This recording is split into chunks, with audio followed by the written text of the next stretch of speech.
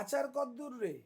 এই তো আচারটা হয়ে গেছে, লাস্ট একটু ভিনিগার ছড়িয়ে দিলাম যেন 1 বছর থাকে। তোমরা যারা যারা বাড়িতে আচার করো ভিনিগার ছড়িয়ে দেবে আচার নামানোর আগে, তাহলে দেখবে প্রায় বছর খানিক আচারটা অ্যাজ ইট ইজ থাকবে। কি লোভ লাগছে রে দেখে, কিন্তু খেতে পারবো না, মেজদির পেট খারাপ হবে। এই দেখ না, সব মিষ্টিগুলো শেষ হয়ে গেছে, এতটা প্রায় 1/4 পুরো লেগেছে।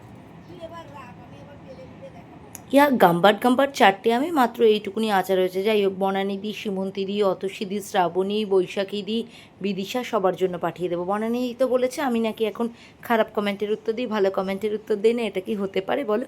তোমরা তো আমার চুম্মু ভিউয়ার্স। আজকে কিন্তু 25শে বৈশাখ, কবিগুরুর জন্মদিন। বড়মশাই কালকে মালাটা নিয়ে এসেছিলো, কবিগুরুর গলায় স্নান করে পরিয়ে তাকে প্রণাম করে বললাম, বিপদে মোরে রক্ষা করো, এ নহে মোর প্রার্থনা, বিপদে আমি না যেন করি ভয়। একদম এই সিচুয়েশনে এটাই তো প্রার্থনা, তাই না? কালকে সন্ধ্যাবেলায় একটু বেরিয়েছিলাম, একটা আলো কিনে নিয়ে আসলাম অরেঞ্জ কালারের। দেখো বুদ্ধর মুখটা যেন জ্বলছে আলোটা লাগানোর পর, কি সুন্দর লাগছে না? বাড়িতে ফিরে দেখি কমপ্লেক্সে সাইলেন্ট বাজছে, ব্ল্যাক আউট হয়ে গেছে, কি অবস্থা!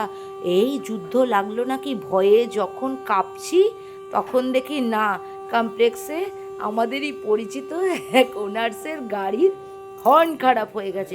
বলো দেখি, এই যুদ্ধকালীন পরিবেশে এরকম যদি কারো গাড়ির এই অসময়ে হর্ন খারাপ হয়, তখন বুকের ভিতরটা কেমন চমকাতে শুরু করে।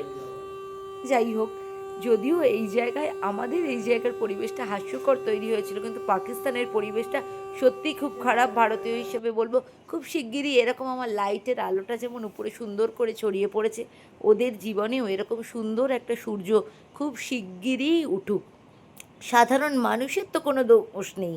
এদিকে পাক প্রধানমন্ত্রী পালিয়ে গেছে, ওরা বলছে মাদ্রাসায় নাকি ওদের ভরসা। কি করে সাধারণ মানুষগুলো বলো তো?